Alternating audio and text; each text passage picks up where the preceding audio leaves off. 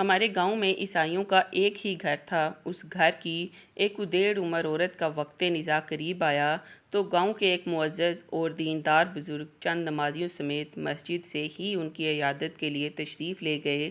وہاں پہنچ کر اس کی خیریت دریافت کرنے کے بعد کہا، بی بی، آپ نے اتنی عمر گزاری ہے، کیا آپ نہیں سمجھتیں کہ اسلام ہی وہ واحد برحق مذہب ہے جس میں دونوں جہانوں کی فلاح ہے؟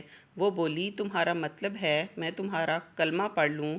بزرگ کہنے لگے، جی ہاں، ہم چاہتے ہیں کہ آپ کی آخرت سنور جائے، اللہ پاک اس کی برکت سے پورے گاؤں پر رحمت فرمائیں گے۔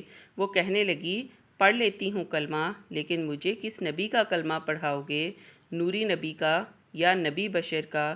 میں نے اپنی ہوش سے لے کر آج تک یہی دیکھا ہے کہ تم لوگوں نے اپنے نبی کو اختلافات کا محور ہی بنائے رکھا ہے۔ نور یا بشر کا اختلاف، زندہ یا فوت کا اختلاف، غیب جاننے یا نہ جاننے کا اختلاف۔ تم لوگ جب کسی ایک بات پہ متفق ہو کے آ جاؤ تو پڑھ لوں گی کلمہ۔ وہ کہنے لگی، لیکن پھر ایک اور مسئلہ ہوگا۔ کلمہ پڑھنے کے بعد کوئی کہے گا بریلوی ہو جا، کوئی کہے گا اہل حدیث ہو جا، کوئی کہے گا دیوبندی ہو جا، پھر میں کدھر جاؤں گی؟ تم لوگوں نے تو دین کے ٹکڑے ٹکڑے کر دیے، اور جس کے پاس جتنا ٹکڑا آیا وہ پہلے تو اسے اپنے باپ دادا کا فرقہ، پھر انا کا مسئلہ بنا کر اتنے سے دین کی ہی پرستش کرتا چلا گیا۔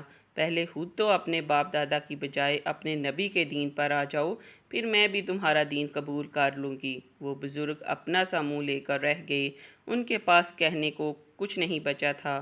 کیا آپ کے پاس کہنے کے لیے کچھ ہے؟